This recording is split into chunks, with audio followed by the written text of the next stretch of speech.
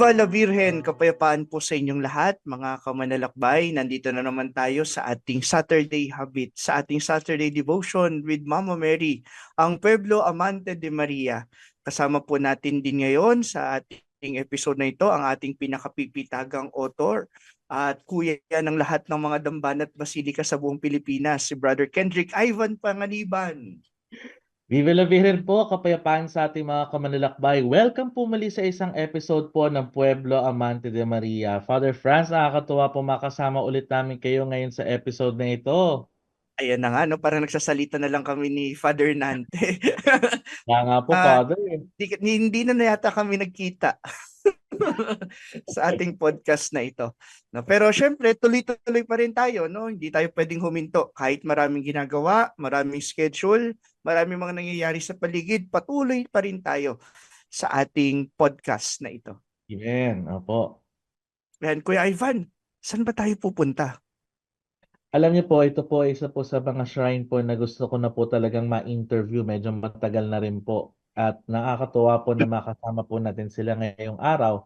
Ito po ay isa po sa mga pinakamagaganda po na simbahan sa Pilipinas. Lalo-lalo na po sa Maynila, ano. Ito po in-establish po ng mga Pransiskano noong 1578. At nakatutuwa po kasi hanggang ngayon, sila po ang nag-a-administer sa parokyang ito. So it is a very Franciscan church.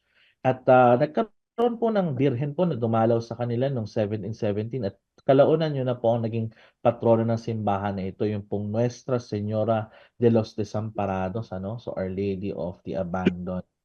At marami pong nagdedebosyon dito sa imahe na ito, kaya nagkaroon po siya ng pontifical coronation noong 1991 at kalaunan po ang CBCP naman po ay ginrant po ang kanila pong petition para po maging national shrine. So naging national shrine po sila noong May 12, 2021. Dapat po nung last year before 2020 kaso nag-pandemic daw. So kaya na-move po ng 2021. So ako po ay very po honored to introduce the National Shrine and Parish of Our Lady of the Abandoned sa Santa Ana, Manila. Makakasama natin sa ating episode ngayon ang kanilang yung presidente ng Confradia de Nuestras de los Desamparados, si Brother Erwin Elazigi. Viva la Virgen, kapayapaan po sa inyo, Brother Erwin. Viva la Virgen, kapayapaan po sa ating manlalakbay, Father. Ayan, no? Kasama niya rin ang chairperson naman ng Santa Ana Heritage Board, si Brother James Morales. Viva la Virgen, kapayapaan at pawang kabutihan sa lahat ng mga kamandalakbay. Ayan, Viva la Virgen, kapayapaan po sa inyong dalawa. No? Mapalad po tayo at nandito tayo upang makakwentuhan natin sila at mas lalong malaman natin yung pagdedebosyon sa Our Lady of the Abandoned ng Maynila. Game na ba tayo, Kuya Ivan? Ready na tayo? Siyempre po, no? So, unang tanong po sa ating mga bisita po ngayon, ano? So, paano po ba nagsimula itong debosyon sa Our Lady of the Abandoned dyan po sa distrito po ng Santa Ana, Maynila? Sige, ako na po muna na lang no? Okay, so nag-umpisa po ang pagdedebosyon sa Our Lady of the Abandoned o Nuestra Señora de los Desamparados de Manila noong 1717, noong dinala po ito ni Father Vicente Ingles OFM mula Valencia, Spain, papunta dito sa Santa Ana, Manila. Pero before that, 1578, nandito na sa Santa Ana ang mga Franciscan priests at sila ay nag-convert na ng mga katutubong mga taga Santa Ana. Nung dumating po sila dito, nadatnan nila yung lugar na ito as sapa or maraming matubig na area. Kaya pinangalanan nila ito na Santa Ana de Sapa. And then from fast forward, yun na nga, 1717, nung dinala ni Father Vicente Ingles OFM ang imahe ng Nuestra Señora de los Desamparados, doon na po nag-umpisa yung pagdedebosyon sa mahal na Birhen. Oh. Galing, no? So talagang merong dumating na imahe, tapos talagang nag-thrive yung devotion, no? Nakakatuwa na talagang merong magandang pagsibol yung devotion na ito sa Our Lady of the Abandon. Father Franz, baka may tanong po kayo sa kanila. Yun nga, no? Ako very interesting nga yung title no ng berhen na ito, no, La Gobernadora de Manila. No, maaari niyo po bang ikwento kung paano po natanggap ng imahen yung ganitong klase ng titulo? Viva la Virgen, ako po si Erwin Elasegi, ang kasalukuyang presidente ng Cofradía de Nuestra Señora de los Desamparados. Salamat po sa pagkakataon na ito na napaunlakan niyo po kami ng ganitong gawain upang maipamahagi ang kasaysayan ng National Shrine of Our Lady of the Abandoned at ang pamimintuho at debosyon sa ina ng walang magampon. Ang mahal na Birhen Nuestra Señora de los Desamparados or ina ng walang mag-ampon or Our Lady of the Abandoned sa Ingles, nagsimula po ang debosyon na ito noong taong 1717.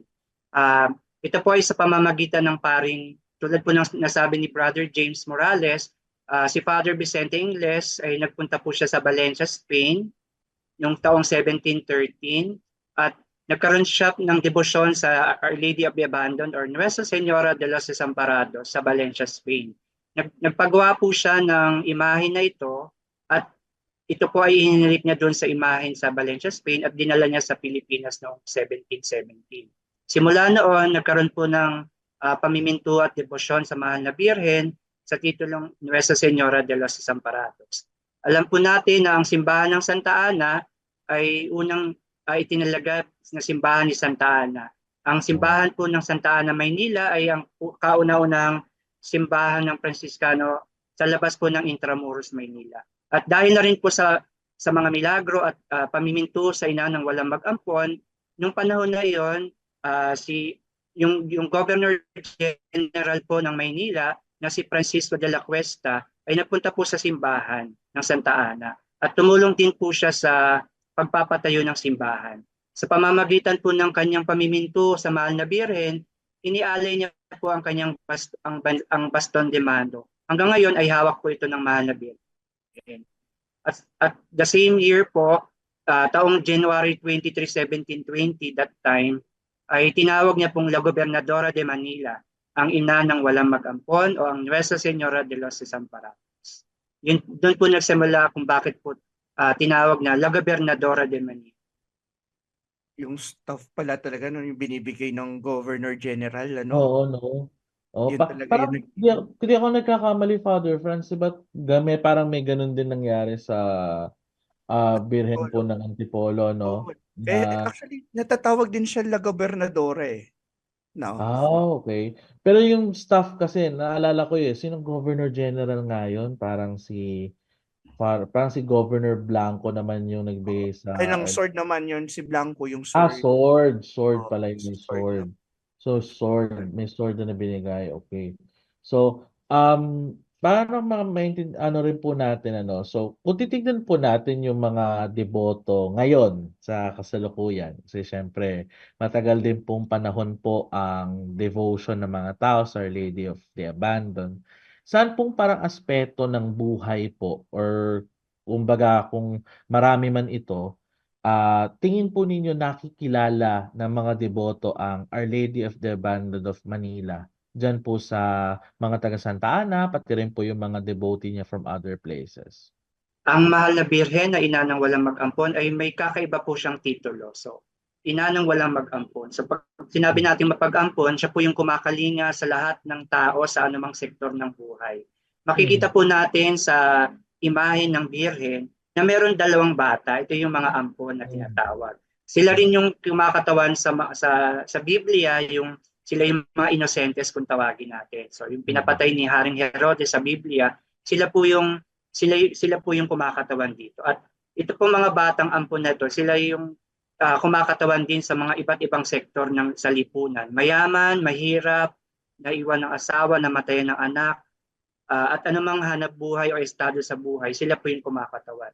Kaya po sa aming parokya, sa aming dambana ng National Shrine of Our Lady of the Abandoned, particularly po sa ating Camarin de la Virgen, kami po ay merong isang kwarto ng mahal na Birhen, kung tawagin namin ay Little Room or Camarin de la Virgen. Makikita niyo po doon that na may mga paintings po at ng buhay ni Cristo at ng Mahal na Birhen. Yung Camarin de la Virgen, doon po nakalagak ang imahen, at kapag may mga bisita po tayo sa aming dambana, ipinapakilala po namin ang Mahal na Birhen, kasama syempre po yung mga ampon. Kasi po, isa po yun sa mga umaakit po sa mga pilgrims po namin sa simbahan na mamintuho po sa kanya. Tuwing unang Sabado po ng buwan, nagkakaroon din po kami ng first Saturday procession o yung procession at misa. At the same time, pagdarasal po ng rosaryo sa aming parokya. At aside po sa piyesta niya ng May 12, tuwing December 28, meron kami tinatawag na Innocentes Day. Kasi po yung dalawang ampon nga po doon sa laylayan ng Mahal na Birhen, sila po yung tayo po lahat yon. So, yung mga bata po, dinadala po namin sa Camarin, nagdarasal at may kaunting salo-salo po at pinakikilala po namin sa mga kabataan, sa mga bata, ang Mahal na Birhen, ina ng walang magpag-ampon, ang kanyang mga milagro, ang kanyang kasaysayan, at ang pagdedeposyon po sa kanya. So sa pamamagitan po nun, napapropagate po namin yung debosyon sa Mahal na Birhen na ina ng walang. Yun. So talagang nakikita mo yung may connection talaga siya doon sa mga bata, no? Innocent, ano. Hindi ko nagkakamali before kasi nung pumunta kami ng Spain, parang sinasabi nga nila na may dugtong pala yung title na Nuestra Señora de los Desamparados. Tapos dapat daw meron pa pala sa dulong Martires, Innocentes. Innocentes. Oo. So, ibig sabihin, doon pala yon Opo, nagmula sa ano na yon, ano. Oh, doon po nagsimula. Brother James, baka may dadagdag po kayo dun sa sinabi ni Brother Erwin. Okay po. So, in connection nga rin po dun sa sinabi ni Brother Erwin kanina, at saka dun sa sinabi niya na Imartires, Innocentes, actually, nagro-root siya dun sa history pa lang nung original image ng Valencia, Spain, na nasa Valencia, Spain. Kasi ginawa yung imahe na yun, pinakommission yon ng isang pare, no, dahil nung time na yon nagkakaroon ng merong gera sa pagitan ng Espanya at ng mga Moro, no, yung mga Moro na nanggaling sa Africa. So ang nangyari dahil naging Moorish Spain ang Espanya nung time na yon, humina ang kaharian ng Espanya. Ngayon yung mga tao out of despair, wala na silang makain, na bumaba na yung ano nila, bumaba na yung self-esteem nila, at maraming ang nagkaroon ng mental health problems, no. So kaya ngayon ang naging solusyon ng pare is magpagawa ng isang imahe para maging inspirasyon nitong mga mental health persons or mga na-challenge na mental health. Kaya lang ang problema, walang mga artisan during that time kasi lahat sila dineploy sa gera. So, medyo parang wala nang pag-asa tong pari na to until such time merong 3 lalaki na lumapit na nagpresenta na, sige, kami na po ang gagawa nitong kami na gagawa nitong rebulto. Ibigay niyo lang sa amin yung description, bigyan nyo kami ng mga materyales, bigyan nyo kami ng pagkain, ng mga kakailanganin namin. Ikulong nyo kami sa isang kwarto, kami ng bahala. Then, after 3, pumayag naman yung pare kasi parang desperate na siya eh. Walang ibang tumatanggap ng trabaho nung commission eh. So, after 3 days, napansin nila na bakit dun sa room na yun, may tumutugtog. Hindi pa naman uso yung MP3, hindi pa naman uso yung radyo, wala naman silang musical instrument na nilagay doon sa loob ng kwarto. Pero bakit may tumutugtog? Tapos yung tugtog daw is malaanghel na tugtog, malalangit na tugtog. Out of curiosity, syempre, dahil nga hindi naman nila alam yung nangyayari, pinabuksan nila ngayon yung pintuan. Tapos nung binuksan nila yung pintuan, binasak nila yung pinto, ang nakita na nila yung imahe ng Nuestra Señora de los Desamparados de Valencia. Na siya lang mag-isa at wala na yung tatlong lalaki na nagpresenta. Ngayon, nung tiningnan nilang mabuti yung description nung gawang imahe, napansin nila bakit may 3 anghel dun sa ilalim nung patungan. Samantalang ang instruction pala nung pare, wala siyang ilalagay na anghel. Ngayon, inassume nung mga kasama niya sa sa kumpento na ay itong tatlong anghel na to, yun yung tatlong gumawa. Then in connection naman dun sa dito sa Nuestra Señora de los Desamparados de Manila, kung mapapansin din po natin, magkapareho sila ng postura nung imahe, yung posture ng katawan.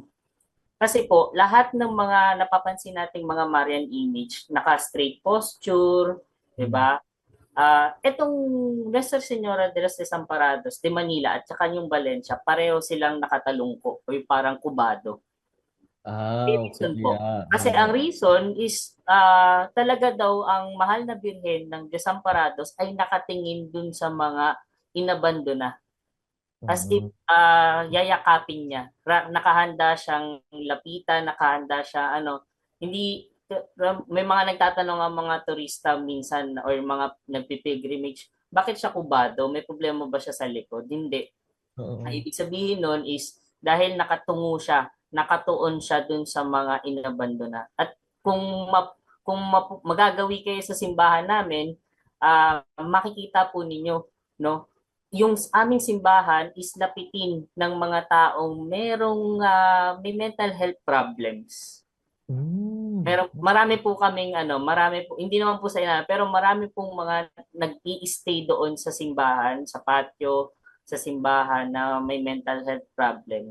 Talagang na-attract sila doon and siguro nararamdaman nila yung pagkalinga ng mahal na birhen. Kaya rin siguro na mas napapatunayan na yung kanyang titulo ay para sa mga inabandona, para sa mga nagkaroon ng mental health problems.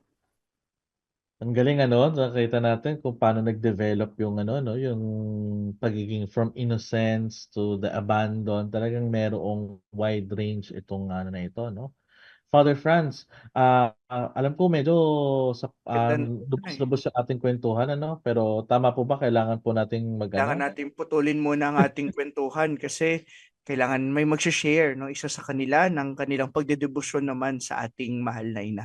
Viva la Virgen po, kapayapaan po sa ating mga kamanlalakbay. So narito po tayo sa sharing po ng isa po sa ating po mga bisita po para po sa National Shrine of Our Lady of the Abandon. So narito po sa asama po natin si Brother Erwin Elasegui, ang President ng Cofradia de los Nuestra Señora de los Desamparados de Manila. Viva la Virgen po, Brother Erwin. Viva la Virgen, Brother Ivan, kapayapaan sa ating manlalakbay. Again po, maraming salamat sa pagkakataon na makapagbigay kami ng aming karanasan sa pamimunto sa mahal na Birhen, ang ina ng walang mag-ama. Amen. Magbibigay lang po ako ng kaunting kwento sa aking debosyon sa mahal na ina. Kami po dito sa Santa Ana ay talagang dito na po kami, yung mga lola ko at kaninuan ay taga Santa Ana, Manila po talaga. At ang debosyon ko po sa mahal na Birhen ng ina ng mapag-ampo, nagsimula ito sa aking lola. Kasi nung bata pa po ako, around grade 5, grade 6, lagi akong sinasama sa simbahan. At nagkaroon po ako ng pamiminto sa kanya, sumasama po ako sa mga prosesyon. Pag may prosesyon ng piyesta, tumutulong po ako sa pagbubuhat. And then, nung panahon na yun, 30 years ago, I was the youth ministry president. Naging choir member din po ako at sa simbahan at batang katekista. So ngayon po ako ay 46 years old na po at ako ay kasalukuyang guro sa Technological University of the Philippines. At lahat po yung kung ano man ang meron po akong magandang career ay para sa akin ito po ay regalo ng Panginoon at regalo po ng mahal na Birhen ina ng walang mag-ama. Tulad po ng pagdedebosyon ko sa kanya tuwing Sabado nung ako'y bata pa, palagi po ako nagro-rosaryo sa kamarin at nagdarasal sa kanya. At hanggang sa ako'y naging teacher, ang dami po niyang binibigay sa akin milagro. Nakapasa po ako sa board exam, napopromote po ako sa trabaho, nagkaroon po ako ng sariling bahay, maganda po ang kalusugan namin ng pamilya, mga kaibigan. That's why, nung ako po ay naging member ng Cofradia 20 years ago, 20 years na po ang Cofradia de Nuestra Señora de los Desamparados, isa po ako sa first batch ng members po nito. I remember that 50 lang po yung mga members. Ito po ay, ang Copradia po ay tinatag ni Father Bernard Lanusa, OFM. At ngayon po, 21 years old na siya. Sa September 8 po yung anniversary ng Copradia. Wow. 21 years na. Very nice. So, Wow. sa mga members po ng Copradia, usually po sila po yung mga deboto na talagang uma-attend every first Saturday, tumutulong sa mga gawain ng organization, may mga membership fee. At ito, since we are National Shrine of Our Lady of the Abandoned, ito po ay para sa buong Pilipinas po yung membership. Siyempre po, hindi naman din basta kami tumatanggap ng members. Usually nag-observe kami for 1 year na active po sila sa mga activities. Okay. At kapag member na, nagkaroon ng installation po, yan siyasabitan po ng ganitong medalya na palatandaan na ikaw ay member. So, bilang ngayon po, kasalukuyan ako po ay presidente ng Copradia for 2 years na po.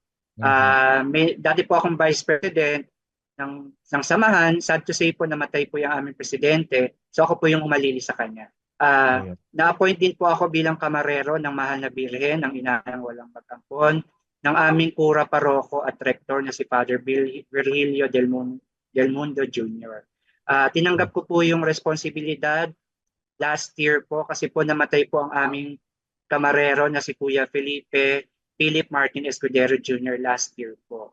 So since ako po ay isa sa mga staff ng Kamarin na professional at may matanda na rin po, so ako po yung humaliling bilang kamarero at tinanggap ko po yung responsibilidad para alagaan po ang Mahal na Birhen at ang Kamarin de la Virgen. So ang pamimintuho po sa Mahal na Birhen ng Ina ng Walang Mag-ampon ay masasabi ko po na tumutulong para lalo natin makilala ang Panginoon. Kasi simula po nung ako'y naging Kamarin staff 5 years ago at member ng Cofradia, lagi po ako nagsisimba, nagdarasal at tumutulong din po sa mga kapwa natin na abandon sa komunidad. So maganda po yung nakita po natin na inyo pong karanasan po sa Birhen po ng Desamparados, ano?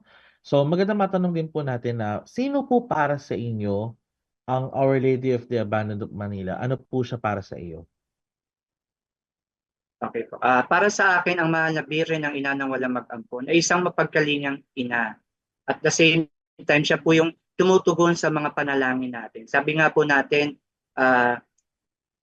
to Jesus through Mary. So, si Mama Mary, siya po yung gumagabay sa atin para lalo tayo maging malapit sa Panginoon, kay Jesus. So, kung lagi po tayo nagdarasal sa Kanya, kasi nga, kalong-kalong niya ang batang Jesus, lalo po tayo napapalapit sa simbahan, na maglingkod po sa simbahan. At the same time, tulungan po natin yung mga nasa komunidad natin na nangangailangan. Kaya nga po, Our Lady of the Abandoned, mapag-ampon, kasi kinakalinga niya po ang mga abandonada, ang mga nalulungkot sa komunidad, ang mga walang makain, mga iniwan ng asawa, may sakit. Kaya nga po tulad kanina na nasabi ni Brother James, na makikita niyo po sa aming parokya na lagi may mga tao kayo makikita na parang wala sa sarili, may mga mental illnesses. Common na po yun sa aming parokya. At masaya din po kami kasi nagdarasal din po sila kasama namin at kami rin po ay gumagabay po sa kanila na maging malapit sa Diyos at Mahal na Birhen. So yun po ang isa sa mga makikita natin sa aming parokya, sa aming dambana. At siguro po bilang panghuli na po, no? So, kung ano po yung parang masasabi po ninyo na talagang special po na experience po ninyo nung nagde-devotion po kayo sa shrine, na talagang yun po yung nagpalakas po sa inyong pananalig sa Diyos at pagde-devotion po sa Mahal na Birhen? Opo. Actually po, tulad yung nabanggit ko po kanina na maraming milagro sa akin ng Mahal na Birhen, hindi po kompleto ang isang buwan mula po nung ako'y bata na hindi ko po siya napapanaginipan. Ito nga pong month ng July, napanaginipan ko na siya. Pangalawang beses na po ngayon. Last night, napanaginipan ko siya. Sabi ko, siguro ito yung calling sa akin ni Mama Mary na paglingkuran ko siya. Parang nakikipag-usap siya sa akin sa panaginip ko, ano yung gusto niyang damit na isusuot sa kanya. Nakikipag-usap po siya. So sabi ko, mahirap i-explain po yun, no? As ako bilang science teacher, pero yung devotion ko sa kanya mula nung bata pa ay talagang kakaiba at talagang masasabi ko genuine devotion. So, Mhm. yun po, pinagaling niya po ako sa aking mga karamdaman. May milagro po siya sa akin nung that was 2008. I have benign colon cancer. At the same time, I have kidney stone, 2 beses po. Hindi ko po, nagpa-hospital po ako, nakita po yung kidney stone, malaki. Hindi po ako nagpa-shockwave. Hinihiling ko lang po sa kanya pag pupunta sa kamarin, humahawak ako sa kanyang belo. Pinakausap ko siya. And recently, last May po, May 6, lumabas yung kidney stone sa aking katawan. Kaya nagpapasalamat ako sa Biren. Kaya nung piyesta po niya nung May 12, talagang inalagaan ko siya na kung ano man yung kailangan niya po, andun po ako sa kanya. So, yun. Kaya iniiyak ko na lang din po minsan yung mga nararanasan ko na panaginip at yung pakikipag-usap ko sa kanya. Na talagang milagrosa po ang mahal na Biren ng ina ng walang. Kaya sana nga po yung mga nakikinig po sa atin, pwede niyo po kayong sumadya sa aming parokya, sa aming dambana, sa aming kamarin. Bukas po ito tuwing araw-araw ng except Monday po, alas 4 hanggang alas 6 ng hapon. At pag Sabado po, 7 ng umaga hanggang alas 9 at sa hapon 4 to 6. Para masamahan ko po kayo sa BRK na kapagdasal po tayo. Amen. So maraming salamat po, Brother Irene, sa inyo pong pagbabahagi po ng inyong debosyon at personal na paglilingkod po sa parokya at dambana ng National Shrine for Lady of the Abandoned. Balik po muli tayo kay Father Franz at sasamahan ulit tayo ni Brother James Morales. Viva la Virgen, kapayapaan po muli sa inyo mga kamalalakbay. No? Napaka ganda ng kwento ng pagdedebosyon ni Brother Erwin. No? Yung natawa ko doon, no, science teacher siya, pero yun yung sinasabi niya, napapanaginipan niya ang mahal na Birhen, naniniwala siya. No? Yung iba, magiging skeptic doon eh, no? Pero siya, dahil sa kanyang pagdedebosyon, no, naniniwala siya doon. No? Kaya napakaganda ng inyong pong pagdedebosyon. Maraming salamat po sa inyong pagbabahagi, Brother Erwin. Siyempre, tuloy-tuloy naman tayo ngayon, Kuya Ivan. Dadako tayo ngayon naman sa kanilang promotion ng devotion sa Birhen ng Our Lady of Abandon, no? Ito po yung aking tanong. Ano po yung mga natatanging tradisyon tulad ng ginagawa ng mga taga Santa Ana sa karangalan ng kanilang patrona? So yung isa po sa mga debosyon o mga matatagal ng mga tradisyon na ginagawa dito sa Santa Ana, particular sa simbahan ng Our Lady of the Abandon, unang-una ay yung Dalaw ni Maria. So itong Dalaw ni Maria ay ito yung gawain na nagaganap bago yung kanyang kapistahan tuwing Mayo 12, no? So, ang parokya kasi ng Nuestra Señora de los Desamparados ay binubuo ng 19 na barangay, 19 barangays, no? At bago sumapit yung May 1, dapat matapos na yung dalaw at nakaikot na siya sa iba't ibang mga barangay. So ito po ay pumupunta siya dun sa 19 na barangay araw-araw, no? Nagkakaroon ng pagnunubina, pagdarasal ng rosaryo at ng banal na misa. So at nagkakaroon din ng magdamagang bihilya. And then pagkatapos noon, kinabukasan, susunduin na ng susunod na barangay, tapos dadali na siya dun sa susunod na barangay. At ganun pa rin yung ganun yung cycle na ginagawa for 19 days. Kapag halimbawa naman kasi na yung Holy Week ay medyo malapit sa May or April yung Holy Week, yung ginagawa namin, ina-adjust naman namin, ginagawa namin siyang clusterize. So merong yung 19 hinati naman sa 6 na cluster para mas mabilis. Pero yung Dalaw ni Maria is more than 10 years na ginagawa, no, ng aming parokya. Yung isa naman na debosyon is yung every May 3, yung unang araw ng nobina o yung tinatawag namin na handugan. Actually, this is a tradition na kapareho din ng tradisyon na ginagawa sa Valencia, Spain. Ito yung pag-aalay ng bulaklak sa paanan ng imahe ni Nuestra Señora de los Desamparados na nasa patio. So ang mga nag-aalay ng bulaklak ay yung mga barangay, mga ministries, yung mga civil barangays kasi para kung di niyo po na itatanong, maganda po ang relasyon ng civil barangays o yung 19 barangays sa simbahan. So meron po kami tinatawag na ubas o yung ugnayan ng barangay at simbahan.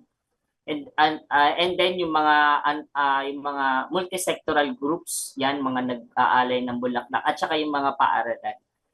And then yung ikatlo na tradisyon or yung mga pagdedebosyon sa Mahal na Birhen ay yung atabiyo.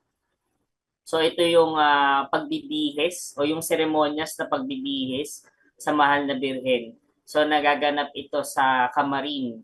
Okay? Mga 2 beses po sa isang taon nangyayari yung atabiyo, kung di po ako nagkakamali. Isa po ay bago ang kanyang kaarawan, bago yung September 8 na kaarawan, at isa po yung bago yung kapistahan ng May 12. Yung iba po, si Kuya Erwin na po ang magbibigay. Okay po, salamat Kuya Brother James. Idagdag ko lang din po, we have the Lakbay ni Maria. So tulad na nabanggit ko po kanina, yung pilgrim image po ng Ina ng Walang Mag-ampon ay dinadala po namin sa mga parokya, sa mga simbahan at sa mga institusyon. Ngayong taon po, nakafocus po kami sa mga different institutions po, tulad po ng mga bahay ampunan, mga home for the aged. So ngayong buwan ng August po, dadalhin namin siya sa Little Sisters of the Abandoned Elderly sa San Juan, Metro Manila. And then sa University of Makati by October at sa Hospicio de San Jose by November. Yun po yung aming mga natitira naming Lakbay ni Maria para sa taong. Aside po sa aming monthly Saturday devotion na nagkakaroon po ng prosesyon sa alas 4 ng hapon at misa sa alas 5 ng hapon. Yun po ang mga usual activities po namin para po i-propagate ang devotion sa Our Lady of the Abandoned. Last fiesta po noong May 12, ipinagpatuloy po namin ang festival na tinatawag po namin Desamparados Festival. Nagsimula po ito noong 2016. Ito po yung proper name po namin para sa Santa Ana Town. Si Brother Ernie pa, inumpisahan po nila yung tinatawag natin Tesoros de los Desamparados noong 2016. At since natapos na po ang pandemya, ito po ay ginawa na po namin as Desamparados Festival tuwing May 12. So alam natin na ang simbahan ng Santa Ana bilang National Shrine of Our Lady of the Abandoned, ang unang parokya na binigyan na nagkaroon ng titulo ng Ina ng Walang Mag-ampon. At marami pa pong parokya sa Pilipinas na nagdedebosyon at nagbibigay ng pagpapahalaga sa Ina ng Walang Mag-ampon. Tulad po ng Parish of Our Lady of the Abandoned sa Archdiocesan Shrine of Our Lady of the Abandoned sa Marikina. Meron din po tayong Parish of Our Lady of the Abandoned sa Muntinlupa, sa Mandaluyong, may mga kapilya din po sa Sampaloc, sa Negros Oriental, sa Cebu, sa Bohol. Sa buong Pilipinas po, may mga simbahan at parokya na nasa titulo ng Ina ng Walang Mag-ampon or Our Lady of the Abandoned. So yun po, maraming salamat. Grabe, no? Ito nandun yung promotion talaga. Sa mga institutions din yung dinadalaw. May mga tawag talaga sila, may mga pangalan. Oo, no? Naisip ko nga tuloy, kailan kaya dadalaw ang Our Lady of the Abandoned sa Antipolo Cathedral? Kailan kaya Sana malaman natin, no? Next year pa. Hopefully next year, brother. Yun. Sana po magbigyan kami pagkakataon din po. Siyempre, madalawang international. Welcome po kayo. Basta po lang po kayo. Request lang po kayo. Okay. So, nabanggit na po ninyo kanina, siyempre, meron po tayong kofradiya. So, ibig sabihin, meron po tayong samahan na nagpapalaganap nitong debosyon sa Our Lady of the Abandoned. At alam ko naman po, medyo nakapiawan nyo na po ng konti yung ilan po sa mga programa, no, na meron po kayo.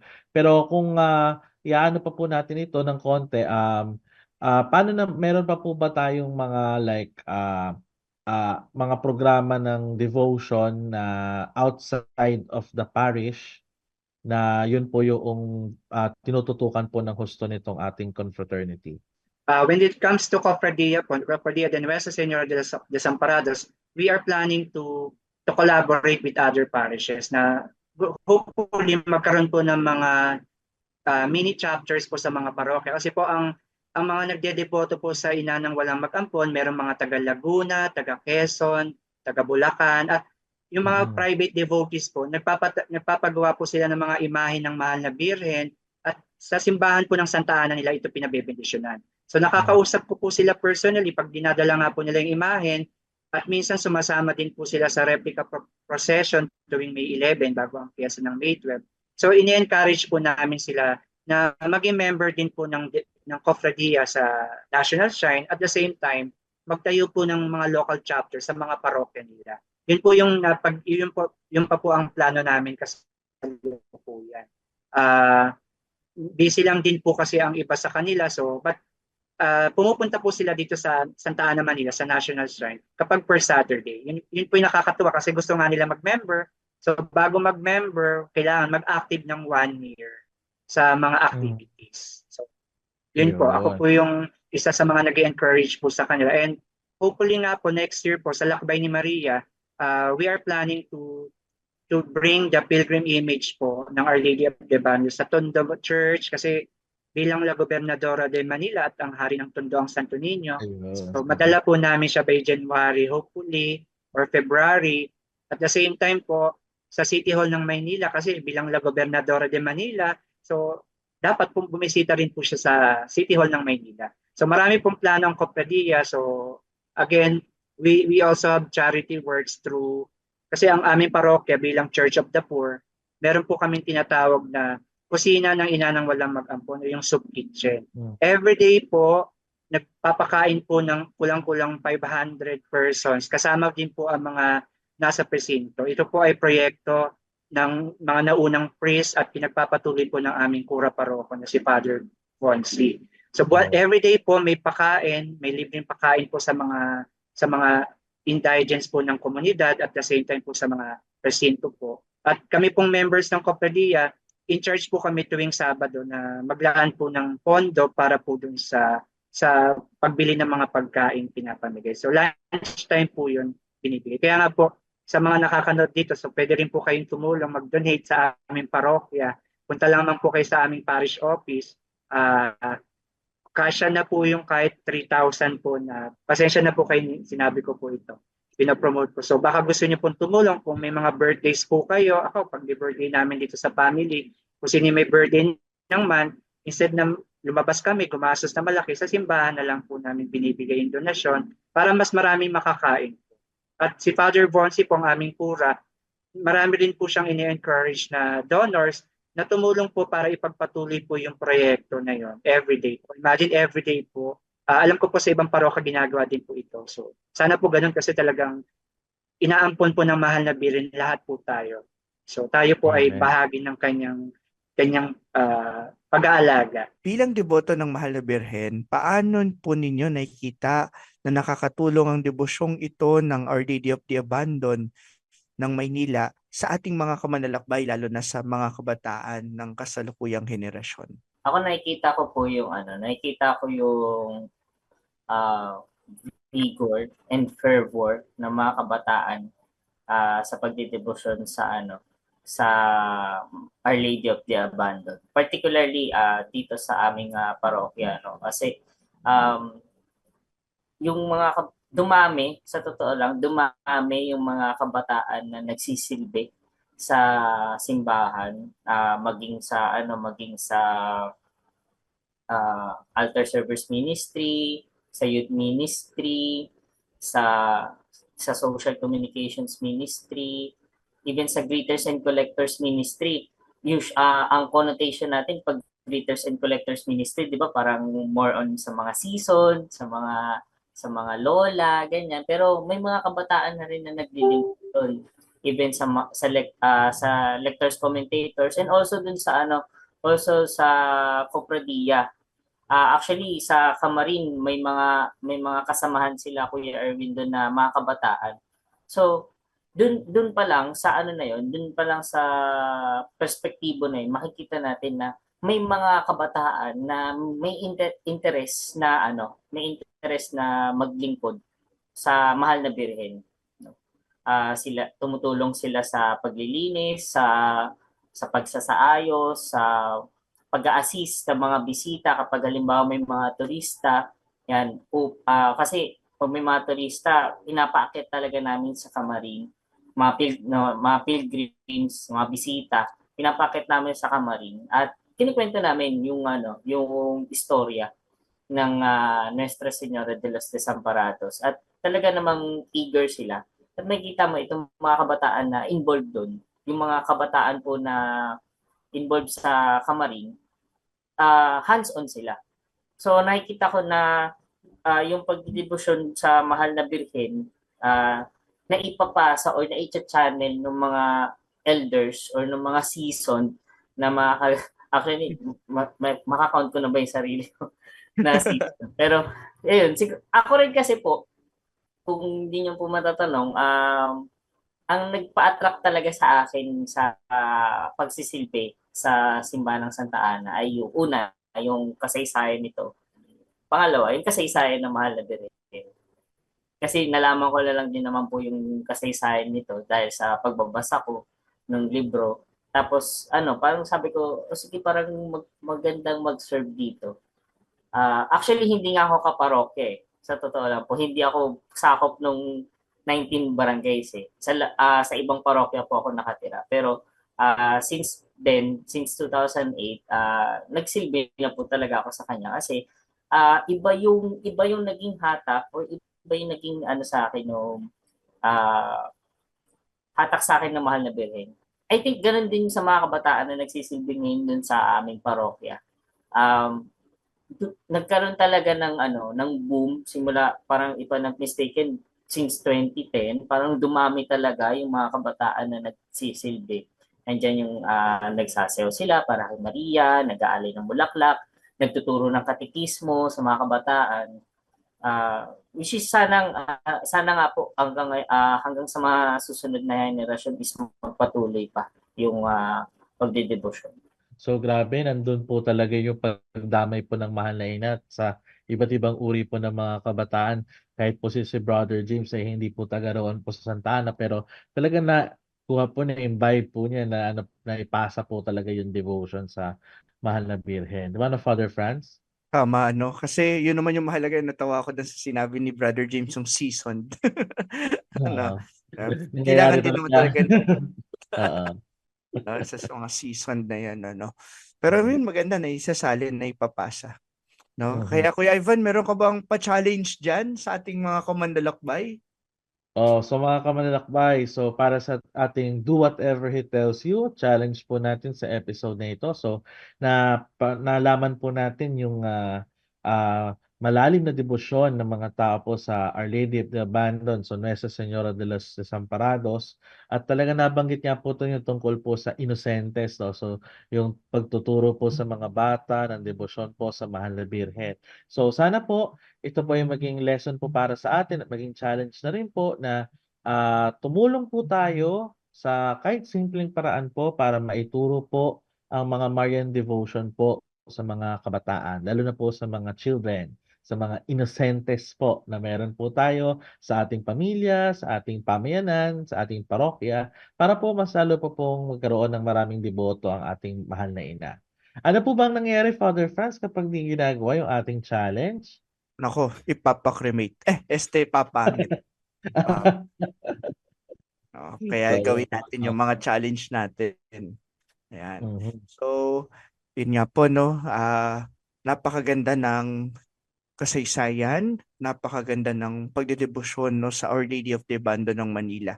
Sabi nga ni Brother Erwin kanina, meron din kami dito yan sa diocese, sa Marikina.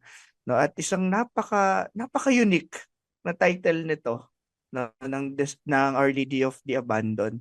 At kung titignan naman natin, lahat naman talaga tayo, inampon ng Diyos at inaampon din ng ating mahal na ina, para maging kapatid natin si Jesus.